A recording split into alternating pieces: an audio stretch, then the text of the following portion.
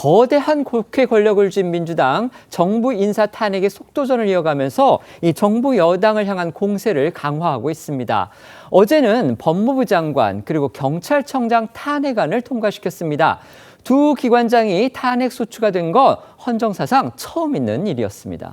어제 탄핵 소추안이 가결되면서 박 장관과 조 청장의 직무는 이 헌법재판소 결정이 나올 때까지 정지된 상태입니다. 야당은 박 장관에 대한 탄핵을 이유로 지난 3일 밤 비상계엄 선포 직전에 열린 국무회의에 참석했지만 이 계엄을 막으려는 적극적 행동을 하지 않았고 계엄군이 체포할 예정인 인사들의 구금 장소를 미리 확보하려 했다는 의혹이 있다고 지적을 했고요. 또 조지호 경찰청장에게는 계엄 선포 후 국회의원을 포함한 국회 관계자의 국회 출입을 전면 통제, 의원들의 계엄 해제 표결을 방해하는 등 내란에 가담했다는 사유를 들었습니다. 앞서 박 장관이 국회 법사위에 출석해 대통령의 계엄 구상에 찬성한 국무위원은 없었고 모두 우려를 전했다고 했지만 야당은 이런 해명을 받아들이지 않고 국무회의에 참석한 것만으로도 이 사실상 내란 모의에 적극 가담했다고 판단한 겁니다. 이미 긴급 체포돼 구속영장까지 청구된 조 경찰청장을 끝내 탄핵한 것을 두고도 논란이 일고 있는데요. 관련해서 계엄 사태에 대해 언급한 박 장관과 조 청장의 지난 발언 듣고 오시죠. 본인은 반대했지만 계엄을 막지 못했다. 이렇게 지금 한덕수 총리가 그날에 있었던 일을 그 일각을 잠깐 얘기했는데 법무부 장관은 반대했습니까? 사람들이 도착하는 대로 다들 놀래서 우려의 말씀을 하고 이러면 되느냐, 지금 그럴 때냐, 뭐 등등 여러 가지 이야기가 많이 진행되고 있었고 제가 말씀드릴 수 있는 거는 한 사람 누가 뭐라고 말했는지에 대해서도 그렇고 저도 그렇고요. 한 사람도 이걸 해야 된다고 찬성한 사람은 없었던 것으로 기억합니다. 계엄사령관으로부터 국회를 통제해달라는 요청이 있어서 첫 번째는 제가 거부를 했고 다시 전화가 와가지고 포고령이 내려가니까 포고령대로 해달라고 이야기를 했던 겁니다. 서울청에 제가 지시를 하고 박 장관은 탄핵이 가결되자 어제 입장문을 내고 탄핵 소추 사유가 추측이나 의혹에 불과하다며 동의할 수 없다는 뜻을 밝혔습니다. 국무위원으로서 소임을 다하지 못하고 탄핵을 당하는 상황에 이르게 된 점에 대해서는 국민 여러분께 송구하다며 앞으로 헌법재판소 탄핵 절차에서 충실히 대응하도록 하겠다고 전했습니다. 문제는 이 탄핵으로요, 박 장관의 직무가 정지되면서 이제 제대로 일을 할 수 있는 국무위원이 제적 19명 가운데서 15명 뿐이라는 겁니다. 야당이 국무위원에 대한 탄핵을 남발하면서 국무회의가 과연 제 기능을 할 수 있을 것이냐, 지금 그 상태가 위협받고 있다, 이런 평가까지 나오고 있습니다. 네, 말씀하신 대로 탄핵 소추안 처리와 함께 박 장관의 직무가 정지되면서 의결권을 갖는 국무위원의 수는 15명으로 줄었습니다. 여성가족부 장관은 오랜 기간 임명되지 않고 있고, 그리고 국방부 장관과 행안부 장관은 야당의 탄핵 위협을 받고 진작에 물러난 상태이기 때문입니다. 헌법 제88조 2항은 국무회의는 대통령, 국무총리와 15인 이상 30인 이하의 국무위원으로 구성한다, 이렇게 명시하고 있는데요. 이를 두고 일부 헌법학자들은 추가로 국무위원 1명이 더 탄핵되거나 사퇴하면 국무회의 구성 요건에 미치지 못하게 될 수도 있다는 해석을 내놓기도 했습니다. 국무회의 규정 6조는 국무회의의 개의를 위한 정족수는 구성원의 과반, 의결은 출석 인원의 3분의 2 이상 찬성으로 이뤄진다고 돼 있기 때문에 현재 국무위원이 15명인 상태에선 의사 정족수 11명을 맞출 수 있지만 주요 국무위원들이 빠지면서 주요 결정을 내리기 어렵다는 우려도 커지고 있습니다. 장관 탄핵 시에 직무 대행을 하는 차관은 국무위원이 아니기 때문에 의결권이 제한되기 때문입니다. 상황이 이렇게 위태위태한데도 민주당 안에서는 장관들을 더 탄핵해야 한다, 이런 주장이 또 나오고 있죠. 그렇습니다. 민주당 박홍배 의원은 SNS에 김문수 고용노동부 장관도 내란 동조 혐의로 탄핵해야 한다며 장관이라는 자가 노동단체에 계엄이 다 풀렸는데 왜 파업하겠다는 건지 모르겠다 등 입을 함부로 놀리고 있다고 주장을 했습니다. 하지만 이미 알려졌듯이 김 장관은 계엄 전 국무회의에 참석하지 않아서 야권에서 탄핵을 추진한다면 명분이 떨어진다는 지적이 많습니다. 이처럼 민주당의 무차별적인 국무위원 탄핵 공세가 이 비상계엄 사태와 맞물려서 국정의 정상 운영을 심각하게 위협하고 있다, 이런 주장들이 많습니다. 그런데 정작 민주당 이재명 대표 오늘 성명을 발표했는데요. 조속한 국정공백 상태 해소를 공언하고 나왔습니다. 뭔가 좀 지금 민주당의 탄핵 공세와는 앞뒤가 맞지 않는 이른바 공허한 주장이다, 이런 느낌을 지우기가 힘듭니다. 네, 맞습니다. 이재명 대표는 오늘 탄핵안 가결을 호소하는 성명을 발표하면서 제1야당 대표로서 조속히 국정공백 상태를 매듭지을 것을 약속드리겠다고 했습니다.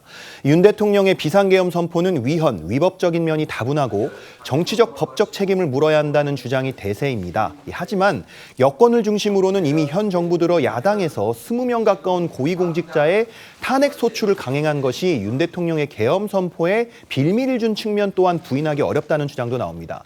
민주당의 폭주성 탄핵 공세가 이 대표의 지시 또는 용인 아래 이루어진 게 확실하고 이 때문에 국정이 큰 위기에 직면했는데도 이 대표가 수권 정당을 자임하며 국정 운영의 정상화를 강조하는 건 모순된 행보라는 비판이 여권 안팎에서 비등한 건데요. 관련해서 오늘 이 대표 발언 다시 들어보시죠. 제1야당 대표로서 약속드립니다. 대한민국은 조속히 국정 공백 상태를 매듭짓고 국가 정상화를 이뤄낼 것입니다. 소영주 부대변인님, 지금 박성재 법무부 장관 탄핵했습니다. 그렇습니다. 계엄에 동조했다라는 그런 게 지금 민주당에서 내세우는 첫 번째 이유인 듯합니다.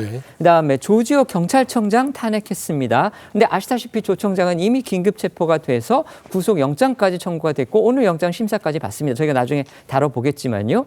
자, 어떻게 보면은 이 조 청장, 특히 조 청장도 그렇고 박성재 장관 같은 경우는 그렇다면 그 국무회에서 뭔가 반대를 명백하게 하지 않았다, 이제 이런 부분을 하고 있는 것 같은데, 그렇게 따지면 당시에 지금 국무회의에 참석했던 국무위원들 전부 다가 탄핵 대상이 될 수 있다. 민주당의 기준으로 본다면. 네. 그렇게 되면 국무회의가 완전히 지금 무너질 가능성도 있단 말이에요. 자, 이런 식의 탄핵. 그렇지만 민주당도 어쨌든 간에 뭔가 이유와 명분이 있기 때문에 탄핵을 했을 거라고 봅니다. 어떤 이유가 있다고 제일 보십니까? 큰 이유는 45년 만에 전두환 군부 독재 시절에 있었던 그런 불법 계엄이 벌어졌다는 게 큰 이유가 되겠죠.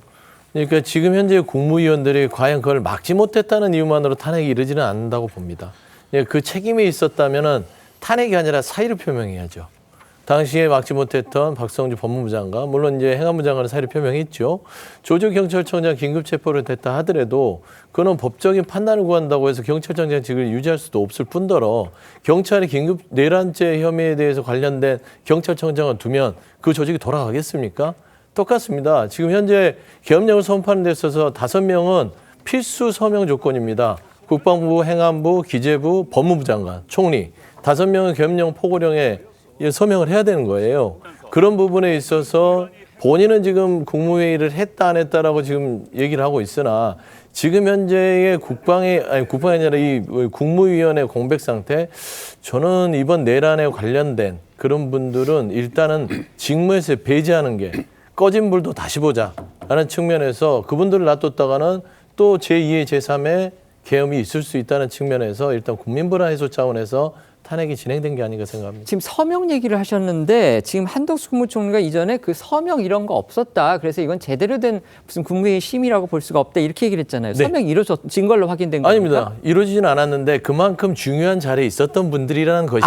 그럼 예방 차원에서 한다고요? 그렇죠. 이미 그러니까 하는 게 문제가 아니고? 그렇죠. 중요한 직책에 있는 사람이 기재부총리까지 들어갔을 때 이분들은 최소한 서명이 이루어지지 않았어도 이분들이 또 다시 중요한 결정할 수 있기 때문에 꺼진 불도 다시 보자. 네, 뭐 그런 차원인 것 같습니다. 알겠습니다. 제가 그 부분까지는 미처 생각을 못했는데 알겠습니다. 자, 이재명 대표 조속히 국정공백 상태를 매듭짓겠다 이렇게 얘기를 했습니다. 하지만 저희 기자가 지금까지 리포트해드린 대로 야당이 국무위원을 상대로 이어가는 탄핵 공세를 보면 이건 또 모순된 얘기가 아니냐. 더군다나 우리 소영주 부대변인 말씀 들어보면 앞으로도 그렇다면 그 서명에 거기에 그러니까 탄핵이 제2차 예를 들면 비상계엄 그런 거 말씀하시는 것 같아요.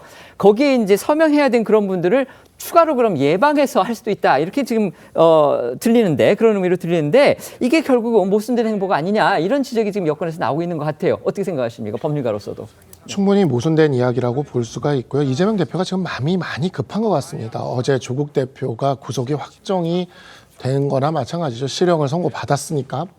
그러고 나니까 이제 이재명 대표도 자신의 사법 리스크에 대한 어떤 불안감 때문에 굉장히 조급하게 탄핵을 이렇게 이어가는 것 같은데 지금 아까 송민성 기자님도 말씀을 해주셨지만 국무회의 자체가 15명 미만이 되면 국무회의가 붕괴되는 것으로 해석될 여지도 있습니다. 그다음에 또 하나 문제가 11명이 안 되게 되면 의사정족수가 안 되기 때문에 국무회의 기능이 아예 마비가 됩니다. 그러니까 국가적인 그렇게 되면 안건을 행정안건을 전혀 그렇죠. 의결할 수 없는 거죠. 의결할 수가 없게 네. 되는 거죠. 이렇게 되게 되면 국정이 완전히 마비가 됩니다.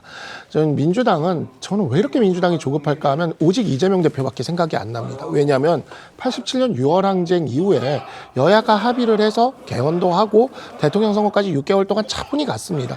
그 기간 동안 누구도 50화국 정부에 있는 정부 인사들을 탄핵시키거나 내쫓아야 된다고 얘기하지 않았어요.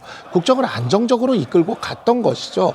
최소한의 그러한 모습이 과거 민주당에 있었는데 지금 민주당의 모습은 일종의 또 다른 광기가 느껴집니다. 그런 측면에서 민주당이 좀 이성을 찾았으면 좋겠다. 오늘 이재명 대표의 이야기처럼 좀 이성을 찾고 국정 안정에 진심으로 나섰으면 좋겠다고 생각합니다. 광기라는 표현은 개인적인 의견으로 하겠고요. 지금 두 분은 다 이제 여야의 입장을 말씀해 주신 겁니다. 이제 송국권님은 어쨌든 언론인이시기 때문에 지금 이번 어떤 탄핵의 그 국무위원회 입단 탄핵과 관련해서 국정과의 연결 부분 아니면은 지금 이제 소영주 부대변인 말씀하신 대로 차후에 있을 또 다른 사태에 대한 예방적인 차원이라는, 그러니까 정치적인 의미, 사법적인 의미 있다는 거에서 어떤 부분에 더 공감을 하십니까? 일단은 이재명 대표가 조속히 국정 공백 상태를 매듭짓겠다고 했기 때문에 말로만이 아니라 실질적인 행동이 좀 나와야 된다고 봐요. 왜 그러냐면은 처음에 우리가 계엄이 선포가 됐을 때 전 세계가 놀라고 우리 경제 지표도 굉장히 나빠졌잖아요.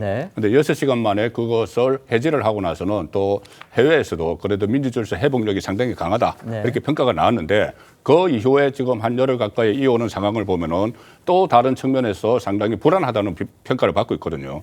물론 윤석열 대통령 책임이 가장 크지만은 이것을 주도하는 이재명 대표도 좀 다른 예를 들어서 국무위원들을 탄핵을 하는데 이번 사태와 상관없는 사람도 그 전에 일종의 괘씸죄가 걸린 사람들을 탄핵하겠다는 예를 들어서 김문수 장관처럼 이렇게 하면은 이것을 좀 본질에서 좀 벗어날 수가 있습니다. 알겠습니다. 그리고 지금 당장 국정 공백이 생기는 것은 윤석열 대통령 책임 탓이라고 하지만 나중에 그것이 일종의 역풍이 불 정도 되면은 그때는 아마 탄핵을 중단을 할 수도 있을 것 같아요. 네, 헌법재판소가 문을 연 게요. 지난 1988년입니다. 그때부터 지난해까지 접수된 탄핵 사건이 모두 7건이라고 합니다. 그런데 벌써 올 한 해 동안 정확히 말하면 22대 국회가 지금 개원이 6월 달에 했죠. 그 이후에 또 그 전에 올해에 걸쳐서 하여튼 헌재에 접수된 탄핵 사건이 지난 35년간의 탄핵 사건 총량과 맞먹는다고 합니다. 네, 어제 박성재 법무부 장관과 조지호 경찰청장의 탄핵 소추안 2건이 헌법재판소에 접수가 되면서 올해 접수된 탄핵 사건은 모두 7건으로 늘어났습니다. 첫 탄핵 소추안은 이진숙 방송통신위원장에 대한 안건이었고 최재해 감사원장 그리고 이창수 서울중앙지검장과 조상원, 최재훈 검사에 대한 탄핵안이 헌재로 현재 넘어가 있는 상태입니다. 1988년 헌재가 개소한 이래 지난해까지 35년간 접수된 탄핵 사건 총량과 맞먹는 이 건수가 올해 한 해 동안 그것도 하반기에 몰려서 접수된 셈인데요. 지난해 접수된 손준성 검사에 대한 탄핵안도 여전히 헌재에 계류 중이어서 앞으로 헌재가 심리해야 하는 탄핵안은 총 8건에 달하는 상황입니다. 여기에 내일 만에 하나 윤석열 대통령 탄핵안이 통과가 된다면은 그 심리해야 될 대상 건수는 9건에 달할 겁니다. 그런데 민주당이요. 지금 정작 한덕수 국무총리 어떻게 보면 지금 계엄 사태에 관련해서 민주당이 초반에 가장 공격의 날을 강하게 세웠던 인물이 바로 한덕수 총리였죠.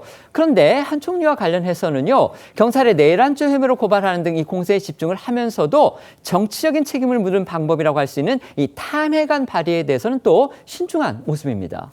이 민주당은 한덕수 총리도 비상계엄 사태에 관여했다고 보지만 탄핵안 발의는 미뤄둔 상태입니다. 대통령에 이어 총리까지 직무정지될 경우 국정 혼란이 더 가중될 수 있는 만큼 역풍을 우려한 걸로 보이는데요.